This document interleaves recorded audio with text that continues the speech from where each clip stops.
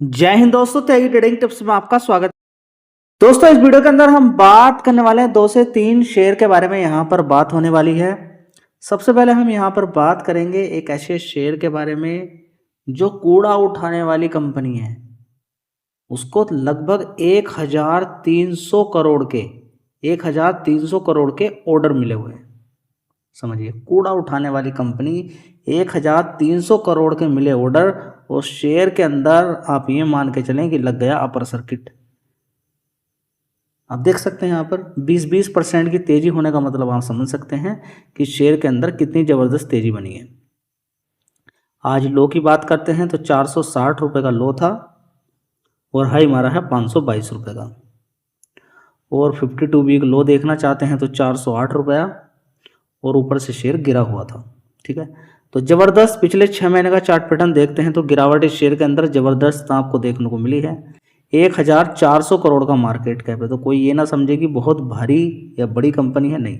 1400 करोड़ का market cap इस company का है। ठीक है, लेकिन 5 साल का चार्ट पैटर्न अगर आप देखते हैं तो शेयर काफ़ी नीचे होता था, 243 रुपये। ज़बरदस्त तेजी तेजी तेजी बनी और शेयर ने उछाल मारा 881 रुपये। 881 रुपये से पहुंच गया 408 रुपये। 50% का पूरा करेक्शन देखने को इस शेयर के अंदर मिला। तो करेक्शन के बाद आपको मालूम है कि एक अच्छी कंपनी होती है तो उसके अंदर गिरावट, और गिरावट के बाद फिर से तेजी बन जाती है। सबसे पहली बात कि हम लगातार बड़ी बड़ी बिल्डिंगें बना रहे हैं, बहुत कुछ, हम पॉपुलेशन लगातार बढ़ती जा रही है। ठीक है, लेकिन कचरा तो कम नहीं होने वाला है। आपके पास हर चीज़ का सॉल्यूशन है, कचरे का सॉल्यूशन आपके पास नहीं है। अगर आप जो पॉलीथीन लेकर आए हैं, जो भी कचरा डब्बा आप बाहर फेंकते हैं, आप सोचते हैं बाहर फेंक दिया, आपके आसपास का पर्सन लेकर एक जगह कहीं पर उसको इकट्ठा करके कहीं ना कहीं वो पहुंच जाता है। ठीक है, लेकिन वहां से कहां पहुंचे? ठीक है, तो ये कंपनी है कूड़ा उठाने वाली है, और कूड़े को क्या कर देती है? रिसाइकिल। यानी कि जो बेस्ट मटेरियल आप अपने घर से बाहर निकालते हैं, जो सॉलिड प्रोडक्ट आप निकाल कर बाहर करते हैं, उसको क्या कन्वर्ट कर देती है? रिसाइकिल कर देती है। यानी कि जो मोटा मोटा पदार्थ, उसको बिल्कुल चूरा महीन मिट्टी की तरह बना देती है उसको। ठीक है, उसको अलग अलग चीज़ों में कन्वर्ट कर दिया जाता है। तो समझ में बात आ गई है। यानी कि कंपनी का बिजनेस कभी गिर सकता है, ऐसी कंपनी का बिजनेस गिर सकता है जिसकी डिमांड हमेशा बनी रहने वाली है, और कूड़े की डिमांड कभी ख़त्म नहीं होने वाली है, और कूड़ा उठाने वाली कंपनी भी कभी ख़त्म नहीं होने वाली है। तो ये कूड़ा उठाने वाली ही कंपनी है। तो सबसे पहले हम देख लेते हैं कहाँ से ऑर्डर मिला है, और फिर इसके बाद डिटेल में इस कंपनी के बारे में चर्चा करेंगे। तो दोस्तों, यहाँ पर आप देख सकते हैं एंटोनी बियस की सब्सिडरी कंपनी बिन किया है 1330 करोड़ के बीएमसी कॉन्ट्रैक्ट। यहाँ पर शेयर के अंदर अच्छी खासी तेजी देखने को यहाँ पर मिल रही है। तो आप देख सकते हैं कि अप्रोक्सीमेटली 1250, अब देखिए काम भी करना पड़ेगा, metric ton per day company को सॉलिड मटेरियल को कन्वर्ट करना है। इसको मुंबई से कलेक्ट करना है। ठीक है, तो यहाँ पर आप देख सकते हैं सारी डिटेल आपके सामने मैंने रख दी। तो दोस्तों, अब आपका क्वेश्चन उठेगा कि कहाँ कहाँ पर इसको काम मिल सकता है, कहाँ कहाँ पर कॉन्ट्रैक्ट है, और कितनी बड़ी कंपनी है, थोड़ा सा आइडिया इस कंपनी के बारे में बताइए। तो देखिए, टॉप जो 5 कंपनी है इस तरीके की जो काम करती हैं, तो पिछले 20 साल से इस कंपनी का ट्रैक रिकॉर्ड काफ़ी अच्छा रहा है। टॉप 5 के अंदर ये कंपनी आ जाती है। लीडर कंपनी है, जैसे मैंने बताया कंपनी के काम के बारे में सारी जानकारी मैंने आपको दे दी है। अब थोड़ा सा इस कंपनी के ऑपरेशन के बारे में थोड़ी सी जानकारी हम निकालने की कोशिश करते हैं कि कंपनी के पास क्या क्या मटेरियल है, क्या क्या चीज़ें हैं। थोड़ा सा ये भी आइडिया आपको होना चाहिए कि कंपनी के पास क्या क्या पोटेंशियल है। प्रेजेंट की अगर बात करते हैं कंपनी के अंदर, तो हम देखने की कोशिश करते हैं।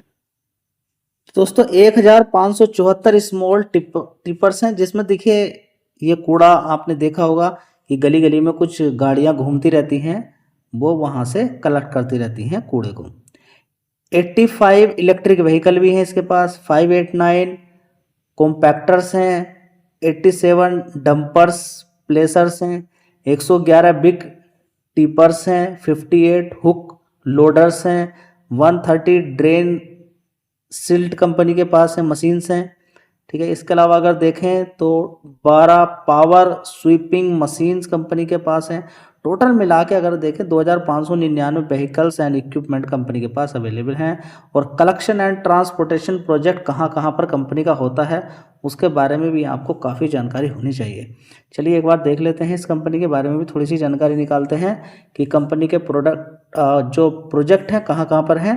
ग्रेटर नोएडा के अंदर, इसके अलावा जेपी इंटरनेशनल स्पोर्ट्स झांसी, इसके अलावा मुंबई बोरीवली, इसके अलावा दहिसर, नागपुर, नासिक, नवी मुंबई, नोएडा, नॉर्थ दिल्ली, पनवेल, पिंपरी चिंदवाड़, इसके अलावा थाने, वाराणसी, ये अलग अलग जगह हैं जहां पर कंपनी का काम चलता है।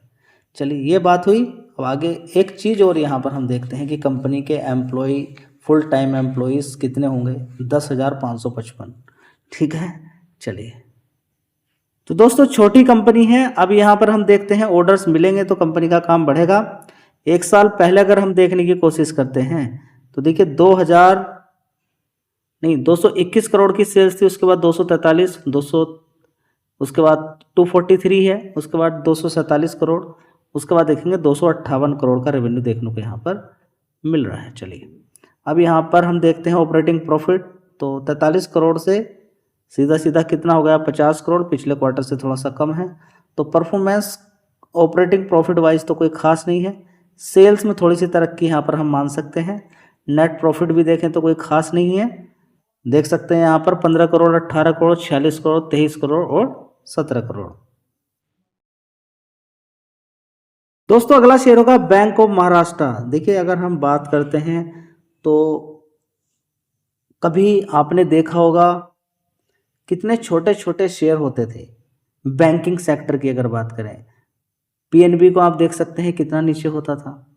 आरबीएल बैंक को आप देख सकते हैं सिर्फ 10-11 हज़ार करोड़ का मार्केट कैप, बहुत छोटा शेयर। नीचे की साइड में अगर देखें 150 रुपये तक होता था, कभी 100 रुपये का ही भाव होता था।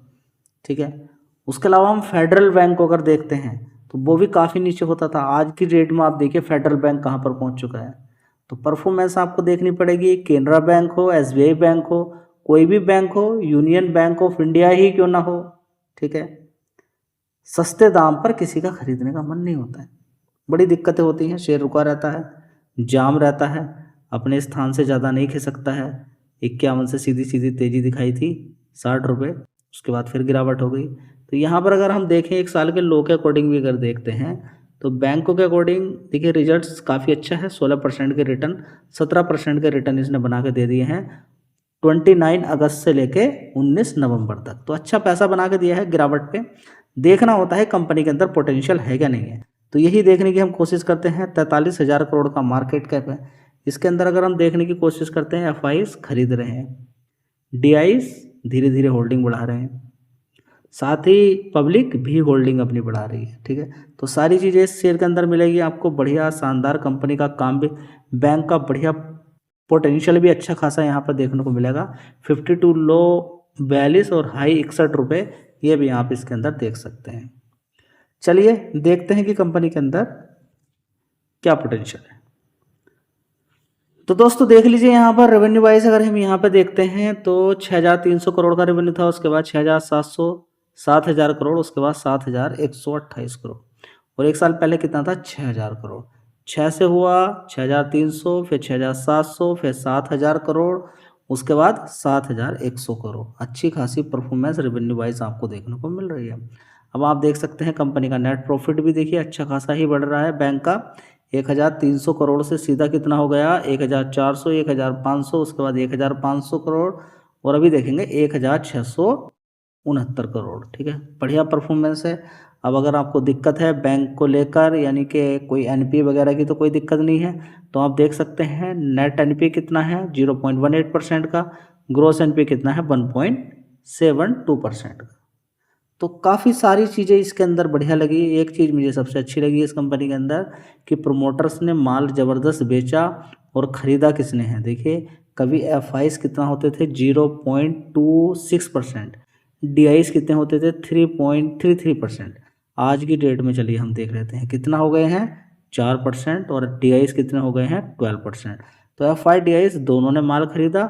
साथ ही अगर पब्लिक भी देखें यहाँ पर 5% की होल्डिंग थी पब्लिक की कभी, और आज की डेट में देखें तो 8.99% की होल्डिंग है, यानी कि FIDIs पब्लिक सभी को ये शेयर अच्छा लग रहा है। तो आगे भागेगा नहीं भागेगा देखिए, 5 साल पहले कितने का शेयर था वो भी देखिए, अच्छी स्टडी कीजिए, तब जाकर डिसाइड कीजिएगा कि हाँ मैंने ये सारी चीज़ें बता दी हैं, ये एक आपके नॉलेज पर्पस के लिए, ठीक है। रिकमेंडेशन किसी शेयर की नहीं होती है, याद रखिएगा कि मैं किसी भी शेयर को अगर बता रहा हूँ तो मैं आपसे ये नहीं बोल रहा हूँ कि खरीद लिए, एक नॉलेज आपको मिल रही है, आगे आप डिसाइड कर सकते हैं। दोस्तों अंतिम शेयर, लास्ट शेयर यहाँ पर होगा मीशो, जिसके बारे में कल भी चर्चा की थी। देखिए 8% की तेज़ी बन गई है शेयर के अंदर। अब मार्केट कैप भी आप देख लीजिएगा, 1 लाख करोड़ का मार्केट कैप पहुँच चुका है। तो थोड़ा सा अलर्ट भी आपको रहना ज़रूरी है, ऐसा नहीं कि बस एकदम से ही ग्रो की तरह आप चिपक जाएं। 153 से 254 रुपये अब इसने अच्छा खासा यहाँ पर आपको बनाकर दे दिया है। ऊपर की साइड में अच्छी खासी तेज़ी बनी थी, अभी 234 रुपये के आसपास है। गिरावट भी देखिए शेयर के अंदर हुई थी नीचे की साइड में, अब अच्छी खासी तेज़ी आपको शेयर दिखा रहा है, ठीक है। तो ओवरऑल मिला के अगर देखते हैं तो काफ़ी अच्छी तेज़ी IPO के बाद से तेज़ी शेयर के अंदर देखने को मिल रही है। मार्केट कैप भी आपको देखना है, साथ ही ये देखना है कि तेज़ी के पीछे के कारण UBS ने इस कंपनी के अंदर रेटिंग बढ़ा दी है, जिसकी वजह से तेज़ी लगातार इस शेयर के अंदर देखने को मिल रही है। एक पॉइंट आपको देखना है, देखिए टारगेट जो बढ़ाया गया है UBS के द्वारा, UBS एक जो ब्रोकर है उसके द्वारा यहाँ पर क्या दे दी है, बाय कॉल दे दी है टारगेट 220 के, और इस समय आप देखेंगे यहाँ पर 234 रुपये तक पहुँच चुका है। आज 206 था, 234 रुपये इसने मार दिया। जो टारगेट थे उसके अचीव हो चुके हैं। हो सकता है कि गिरावट यहाँ पर चालू हो जाए, सारी चीज़ें आपको देखनी है, ठीक है। तो जितनी स्पीड से तेज़ी बनती है उतनी गिरावटें भी स्टॉक मार्केट आपको दिखा देता है। तो 37% की जो तेज़ी दिखाई है ना इसने, और 5 दिन में जो 41% के इसने रिटर्न बना के दिए हैं, ये रिटर्न बड़े तगड़े हैं, ठीक है। लेकिन जितनी स्पीड से तेज़ी बनती है उतनी स्पीड से शेयर गिर भी जाता है। तो 5 दिन के अंदर 41% रिटर्न कम नहीं होते, बहुत ज़्यादा होते हैं। तो गिरावट का भी उतना ही खतरा होता है। पॉजिटिव चीज़ ये है कि इस कंपनी का रेवेन्यू लगातार बढ़ता जा रहा है, वो पॉजिटिव चीज़ है, यानी कि कंपनी का जो मेन चीज़ है वो लगातार बढ़ती जा रही है। बस कंपनी को अपना प्रॉफिट दिखाना है। कंपनी अगर प्रॉफिट दिखा देती है तो दमदार कंपनी है, लेकिन रिस्क एक ही है कि 1 लाख करोड़ का मार्केट कैप हो चुका है, तो कंपनी को अच्छा खासा प्रॉफिट अब दिखाना पड़ेगा। 1 लाख करोड़ पे अच्छा प्रॉफिट दिखाना पड़ेगा।